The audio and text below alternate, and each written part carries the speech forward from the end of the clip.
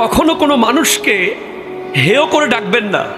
এই রিকশাওয়ালা, একটা মানুষ যখন ভ্যান গাড়ি চালায় আমরা তাকে ডাকি এই ভ্যান গাড়িওয়ালা।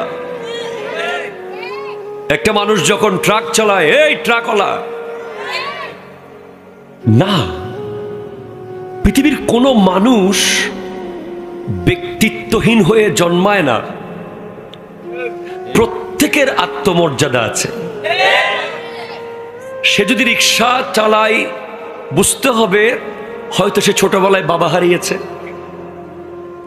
অথবা সে লেখাপড়া করার সুযোগ পায়নি, অথবা তার অ্যাবিলিটি ছিল না, অথবা তার ব্রেন অতটুকু কাজ করে নাই, সে লেখাপড়া থেকে চ্যুত হয়ে গেছে। কিন্তু সে রিক্সা শখে চালাচ্ছে না, সে পেটের দায়ে রিক্সা চালায়। ঠিক কিনা বলেন? আপনার কাছে তার ইজ্জত না থাকতে পারে, কিন্তু আল্লাহর দরবারে তার পরিচয় হলো সেও আল্লাহর বান্দা। ঠিক কিনা বলেন? আমিও যেমন আল্লাহর বান্দা, সেও আল্লাহর বান্দা। এজন্য আপনি কখনো কোনো মানুষকে হেয় করে ডাকবেন না। আমি অনেক সময় বাপ তার সাথে ঝগড়া লাগলে, তোর বাপ তো বেটা কেলাবিয়ারি আসিল বলে কিনা, কথা বলেন না?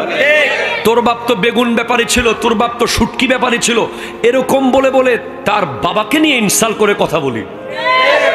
একজন বড় ব্যক্তি হয়েছে, সম্মানিত একজন বড় জ্ঞানী মানুষ হয়েছে, একজন বড় আলেম হয়েছে, একজন রিক্সাওয়ালার ঘরে মুহাদ্দিস হতেই পারে,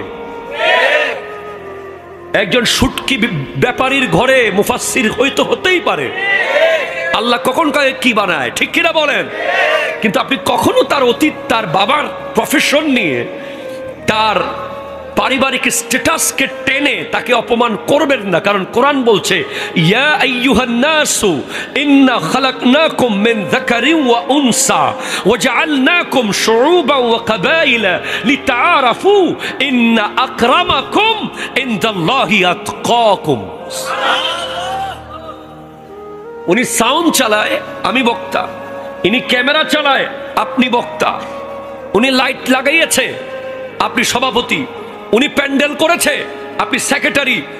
সবার ক্যাটাগরি আল্লাহর দরবারে সমান। শুধুমাত্র যার তাকওয়া বেশি, যে যত বেশি মুত্তাকি, সে তত বেশি আল্লাহর দরবারে 1 নম্বর পজিশনে।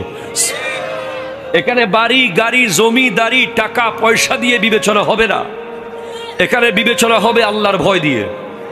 যার ভিতরে যত বেশি আল্লাহর ভয়, সে আল্লাহর দরবারে তত বেশি সম্মানিত। একটু জোরে বলেন সুবহানাল্লাহ।